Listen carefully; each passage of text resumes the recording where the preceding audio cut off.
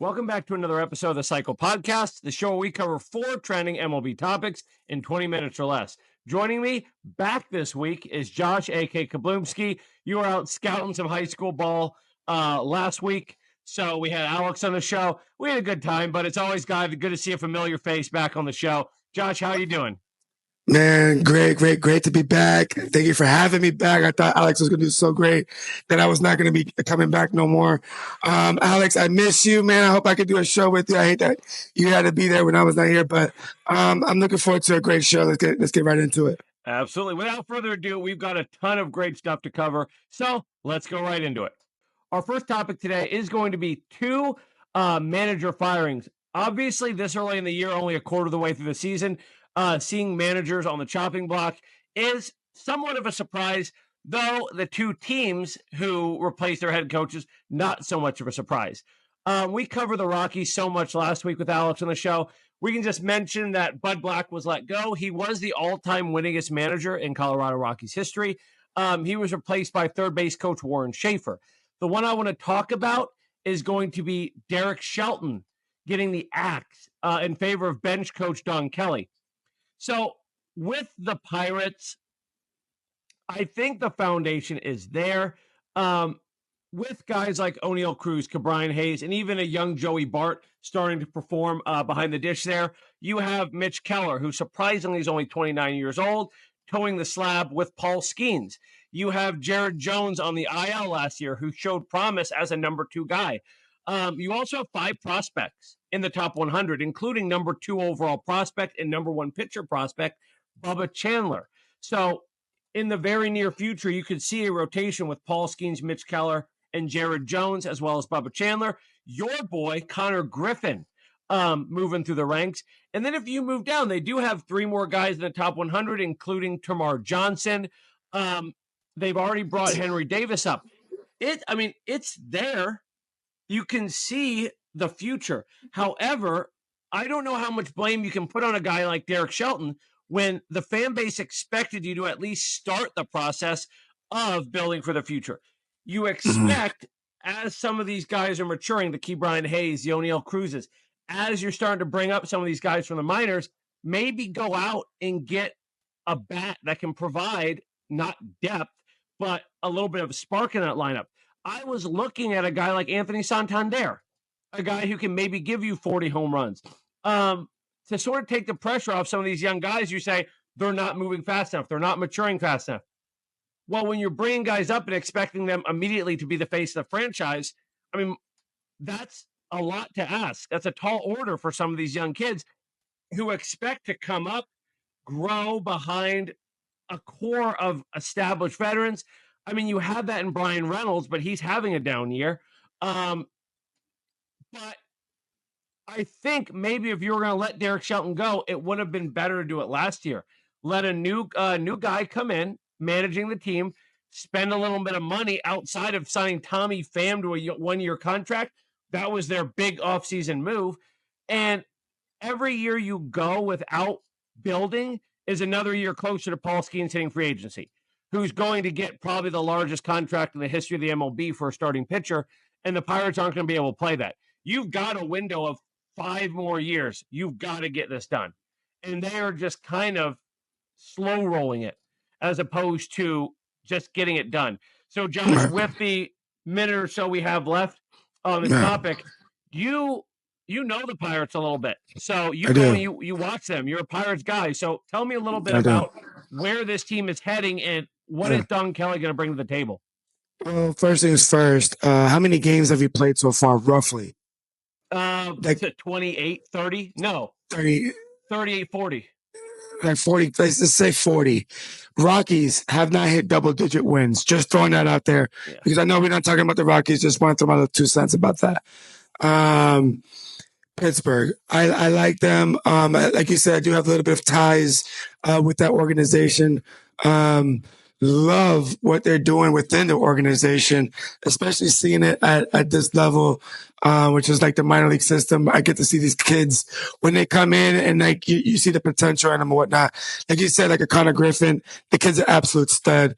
You mentioned Tamar Johnson. Guy is going to be, he reminds me at the plate of, I don't know if you remember him, Mo Vaughn, back in the day from Boston, that he has that type of demeanor, that type of attack towards the ball.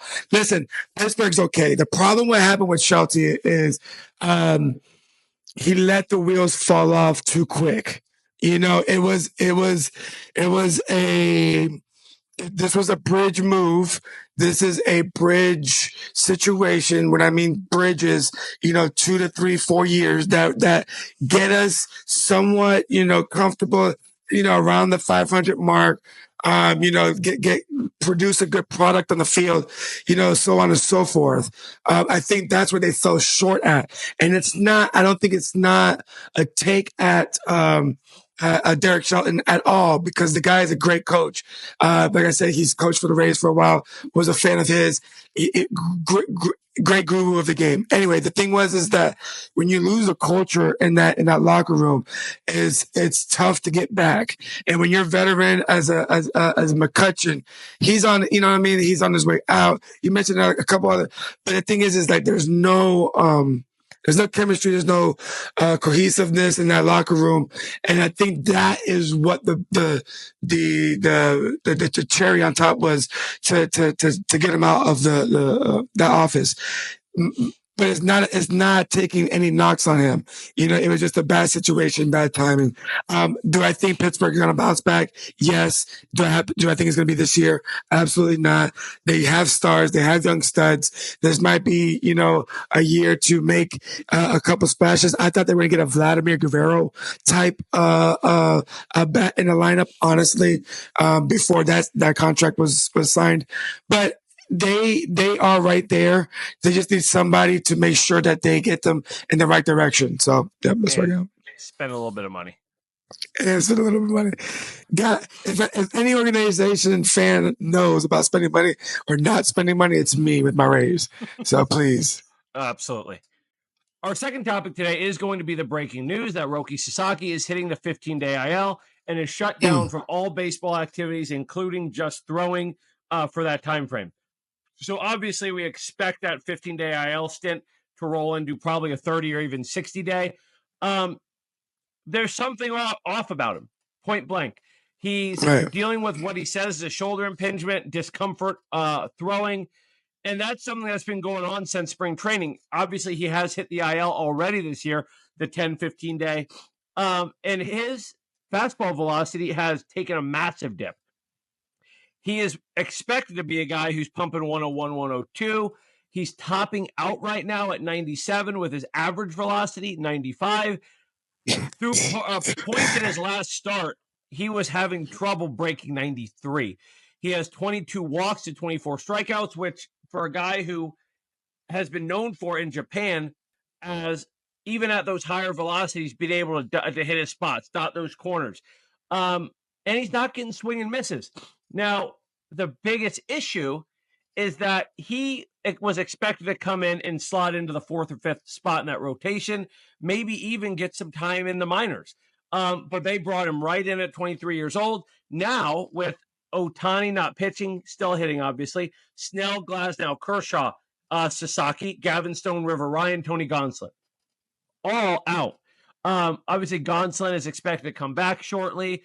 Kershaw is supposed to be back on the 17th. Glasnow and Snell are reaching the point where they're expected to be back.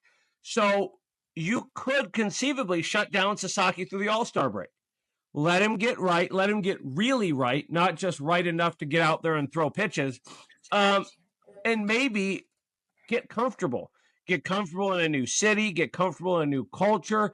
Get used to being away from your family. Like we were saying off topic or off pod, a lot of these Japanese players are in their 27 to age 28 season when they come over. It's a new thing for a guy to be put up for a major league contract from the MPB at 23 years old. Normally they play out their rookie contract over there and then they're designated to be signed by a major league team. So we haven't really seen a player like Sasaki, this good, this young, come over from Japan, and you expect growing pains. And like you were saying as well, I'm going to let you touch on this, on top of the physical side of the ball, trying to pitch through shoulder discomfort, there's also that mental game. So I'll let you take Oh, it for over because sure. that was your point to make. I was 100%, and you're spot on with your points that you were making as well. And just to clarify what you're trying to say, mental game is it's not about the X's and O's as far as mental game. It's about performing when you need to perform. Mental game. It's about playing in a big time atmosphere. And not taking anything away from cities in Japan or sports town in Japan, but even in the Americas, it's very hard to find a tougher sports city than Los Angeles. They're going to give it to you. They're going to give it to you with love, but they're going to let you know when you're not performing either. So it's tough in that aspect of it. You're talking about a 24-year-old, like you mentioned, coming in a new country, new language, new culture, the whole line. We talked about it a little bit off on pod as well. The thing is that with all that being said, and I get all that, and it sucks, especially as an athlete going through that, because that's a part of the game that nobody warns you about, is the X factors of where you play at. But at the same time, is that you signed up for this.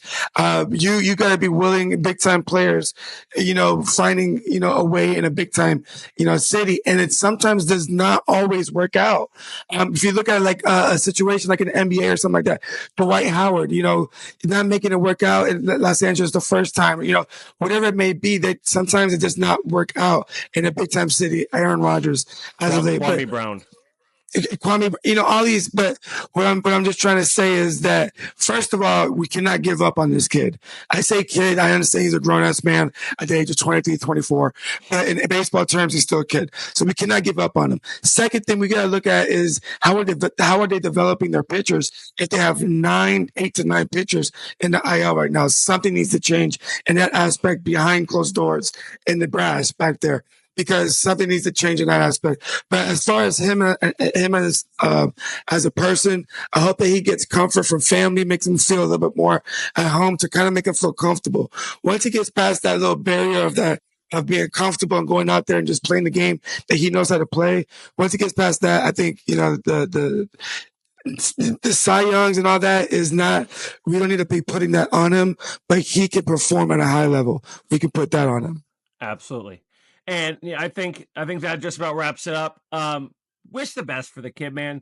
So talented. If you watch him in the World Baseball Classic, it's all there. It's just got to come together. And he's going to be A-okay. I fully believe. For sure. Up third on the slate is going to be my favorite topic, Who's Hot? The segment where we discuss who's hot. And as always, we are eliminating Aaron Judge from contention. We'll probably just go ahead and say that all season unless he goes into some kind of slump. My who's hot, and I think we're both going to cover this one, is the Detroit Tigers, specifically your boy, Javier Baez, who, going from one of the most despised players in Detroit to all of a sudden a fan favorite. The move from shortstop to center field, I don't know if that took pressure off of him. Guy is a natural shortstop. That's what he came up playing middle infield. But since moving him to center field, which by no means is necessarily an easier position to play, but no, absolutely not. He's flourished. He looks like a Gold Glove center fielder, and his bat is back to that 2016 form. In the last 7 games, 2 home runs, 13 RBIs, hitting .360 with an OPS above 1. He's been the biggest success story so far in the MLB this season. He's probably going to win Comeback Player of the Year. Oh, yeah. If he even continues to play at 60 to 75% of this, because this is not the Javier Baez we saw last season, where I could throw him a pitch in the dirt, and dude is going to take a daddy hack, swinging at everything. And his plate discipline is not necessarily back to where you'd want a star player to be by any means, but when he gets a pitch to hit, he's making the most of it, which is one of the issues. He would go into a 2-strike count by not making contact, not hitting the balls that were given to him that you'd say that's the one you should have hit. And then he'd swing at a slider 3 feet off the plate, trying to turn the at-bat around. The Tigers are just hot. 28-15 overall. They are plus 85 run differential, best team in the AL based on record and power rankings. They're over 500 at home. They're over 500 on the road. They're over 500 against teams that are above 500. So they're winning the tough games. They're beating up on bad teams. They're getting it done at home. They're getting it done on the road. And their expected win-loss is 2 games better than they are. So 2 games they've lost, they probably should have won. In a division that is still up for grabs, they are just staying out front. The Guardians and the Royals went on a hot streak. Royals went like 15-3 for a stretch, and they picked up 0 games in that stretch. Well, we were 3.5 games back. Now we're like 3 games back. We're not picking up any ground on them. Nobody's picking up any ground on them. And as a matter of fact, they're gaining ground on other teams like the Yankees for that first overall seed. So last year, it was sort of a situation where their offense was and their pitching staff was really Tarek Skubal and everyone else. Now you see guys like Reese Olson starting to make contributions. Their bullpen is getting the job done, and I still don't believe they're the best team in the American League. I still believe there's going to be a regression to the mean for some of these young kids. Even though guys like Riley Green are not performing as well as I projected. I projected him to finish top 3 in MVP voting, but it's Baez that's carrying it for him. Guys like Gleyber Torres, the new addition, also hitting over 300 in his last 7 games. So I want you to talk on a little bit about coaching Javier Baez, and are you thrilled, or is this just something you expected him to come back to form? It's a little bit of both. Honestly, I never gave up on the kid, honestly. But at the same token, this was his last year in the MLB if he didn't figure it out. Unfortunately, that was a tough pill to swallow, but he's answered the call, right? He's the all the adjustments that he needs to do. He made apparently they've been wanting him to move out to the outfield for some years now, and he's kind of fought back on that. Yes, and it has worked. And like you said too, center field is not a position that you just go out there and you just throw somebody out there and they're going to figure it out overnight. It's tough to read the ball off the bat. And it's just tough to run down balls while your eyes are bouncing, things that the normal person doesn't really look at. But really, though, we have to give him his flowers, though, at the plate, right? When you mention all of those, those swings and misses, when you say swings and misses, you think about, man, that was a tough pitch with a tough swing. It's like, no, that was a terrible pitch and even worse swing. It's like that's what he was when you talked about missing swing for him. So give him his flowers. Baseball meme. He'd become a meme. Absolutely, and it was tough. It was tough to see because he had that same swing even in high school. He's always had that loopy kind of long swing, but the thing was he had the fast hands to catch up to it. And when he made contact with the ball, it was going to go for a nice little ride. So I'm happy that he's found his form. I think he's a little bit more quiet on his lower half.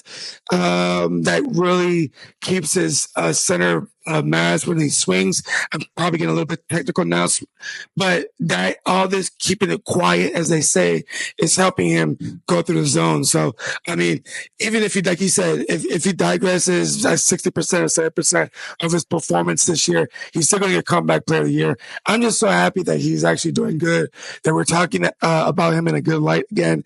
I've always been a fan of his. I've always, rooted for him. I've always liked his style of play.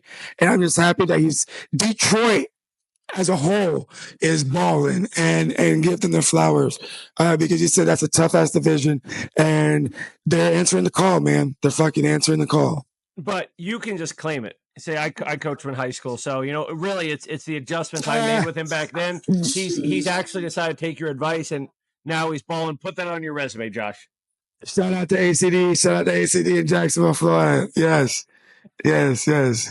We're going to be running this topic with a 4-minute timer because we did go over a little bit on our first and third topic. I just want to run through division leaders real quick. For those of you that don't check this every day, here's a great time to know where we stand about a quarter of the way through the season.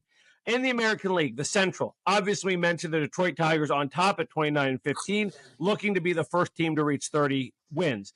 In the East, the Yankees 4 games up on the Red Sox at 25-18.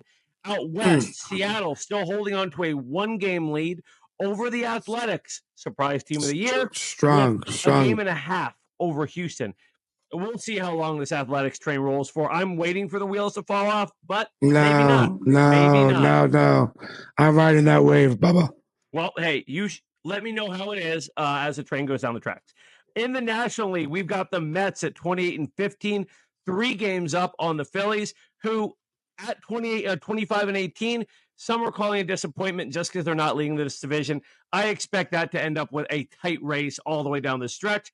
In the NL Central, the charging Cardinals catching up to the Cubs, 1.5 games back. The rest of the field starting to fall a little behind. Reds in Milwaukee still holding on by the skin of their teeth, slightly below 500. And into the NL West, the powerhouse of the National League, the Dodgers at 27-15 in first place, followed closely by San Diego and San Francisco at 26-15 and 25-19 respectively. Arizona still over 500 in that tough division at 23-21, with Colorado miserably kind of just wallowing down there at the base of that division, getting their ass kicked over and over by all 4 of those other teams. So, Josh, with this revised standings, which we haven't done in a few weeks, who's your surprise team so far? I would have to say yes, the Tigers. Obviously, I don't want to beat down that horse down too much, but definitely Seattle too. That one surprised me a little bit. I'm a believer in them, and then like we mentioned before, the Athletics. Super surprised, and I'm rooting for them, man. Fuck. I feel bad for the organization. I feel bad for their fandom and everything like that. So, like I said, I'm riding that wave for a little bit, and all the way down to Sacramento or wherever they're at, and to Vegas. But honestly, I think surprisingly, the Royals. I know that's a tough division, but man, like you mentioned, you guys went 15-3 the last whatever it was, and you guys didn't gain no ground, and that's tough. That's tough stretch, especially when you win that much by short game or by short intervals too. Like you guys played some tough games in there, so like I'm surprised with that. And until the wheels fall off, I'm gonna keep on saying fuck the Yankees. So that's what I'll say there. Well, with the last 50 seconds, just a little deeper into the Athletics numbers, they have an expected win-loss of 18-24. While they're sitting at 22-20, they have a negative 28 run differential. They are 8-13 at home because it's not their ballpark. There are a lot of factors going against. There's a lot of factors going against them. They are significantly better on the road. They're 14-7 on the road. So if I was the Athletics, I'd say, you know what? Call up anyone they're playing and say, yo, y'all want to play this series in your park? We'll come to you. We'll play you in your stadium. Stay the hell away from us in Sacramento, man. It's we'll see. I mean, I love some of these guys. Brent Rooker with the extension. I like what Severino's doing. I like Lawrence Butler. It's a shame they let Esteury Ruiz go because a little extra speed in that lineup would be nice. Playing a little scrappy style of ball. Love him. Cool dude. Swagged out to the max. But that is our time. We'll go straight into the intro here. I know we kept that at 4 minutes. Pats on the back. Pats on the back. We tend to go over on some of this. Yes. But guys, as always, thank you for tuning in. Viewership numbers have gone up. We'd love a few more subscribers. And once again, we would love you to throw a question down in the comments. We'd be more than happy to cover a topic that's given to us by a fan. We have not done that yet. I am planning to put out on TikTok asking for people to ask some questions, hopefully get some new viewers in. But for those of you who've been watching, we appreciate you. We love doing this show as a hobby right now. Love being able to catch up with you, Josh. Stay tuned. Later in the season, we are going to be meeting up with the Chaotically Intolerant guys down in Sarasota to do a live stream of the Home Run Derby All-Star Break. And Josh, throwing out the invitation, I'd love for you to come down if you're in town for the trade deadline. Maybe do a little bit of live coverage on that as well, if that's something you're interested in. Like I said, if you're stateside, come the break there. We'd love to have you. Anything you want to finish with? No, man. Honestly, I'm excited about some good ball still being played. Firings. That means that this season still a lot of stake. A lot people are fighting for out there. And just thanks for having me back on the show, Alex. Thank you for filling in. Looking forward to meeting up with those guys. Hopefully, I'm still stateside, and we can make that happen. Absolutely, Josh. We appreciate you, guys. We'll see you next time. Appreciate you. 31-12. All right. 31. Oh 12. man. I gotta Hold go to on. bed. I got like So 4.5 you're hours not of sleep. loaded. I need to stop it. I know. And Hold then on. Make sure.